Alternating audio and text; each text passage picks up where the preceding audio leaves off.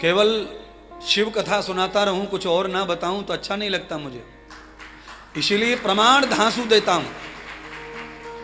मनुस्मृति, ब्रह्मा के बड़े पुत्र मनु, जिन्होंने मनुष्य के धर्म की व्याख्या की मनुस्मृति के द्वारा, उसमें लिखा है माता निर्माता भवती।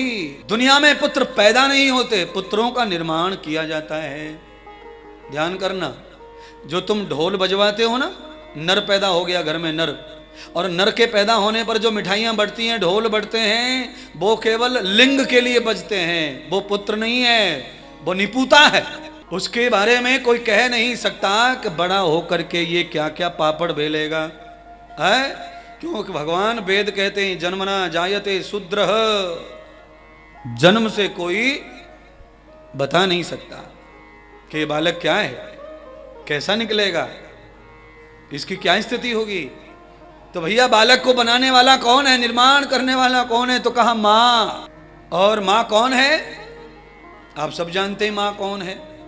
जननी को माँ का दर्जा प्राप्त नहीं है बंधुओं, अकेला मैं ही चिल्ला चिल्ला के कहता हूं, जननी को माँ का दर्जा कभी प्राप्त होने वाला कभी नहीं हो सकता। क्यों? जितनी मादाएं हैं, कीड़े मकोड़े, भैंस बकड़ी, बकड़ा बकड़ू, ककड़ा ककड़ू, जितनी भी मादाएं हैं सब जननी हैं, पर मां बनने के लिए तो भैया जननी को बलिदान देना पड़ता है, मां बनना पड़ता है। और जब कोई मां बनेगी तब पुत्र बनाएगी, औरत पुत्र पैदा कर सकती नहीं है। औरत क्या पैदा करेगी? संतान। और वो संतान गधा घोड़ा सब पैदा कर रहे हैं, उसमें कोई बड़ी बात है नहीं, वो तो परमात्मा की कृति है। वो तुम रहो मत रहो, संसार रुकने वाला संसार नहीं रुकेगा महाराज, है? आपके हाथ में नहीं संतान पैदा करना, वो भगवान जनरेट करता है, वो क्रिया है, चलती रहेगी। आपको उसने सिस्टम बनाया है, पर पुत्र पैदा करना है, पुत्री, उसके लिए भगवान नहीं आते, उसके लिए इंसान ही काम करता है। माता पार्वती पुत्र पैदा कर रही है, पुत्र का निर्माण कर रही है। कैसे निर्माण कर रही है?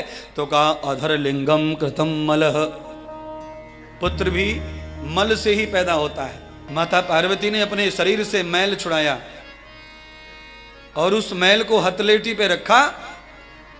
अच्छा ईमानदारी बताओ, सब लोग शिवलिंग कैसे बना रहे हैं? हथलेटियों से बना रहे हैं कि कुछ और चीज से बना रहे हैं? शंकर बना रहे हैं। काय से बना रहे हैं? मैल। मैल माने मिट्टी से।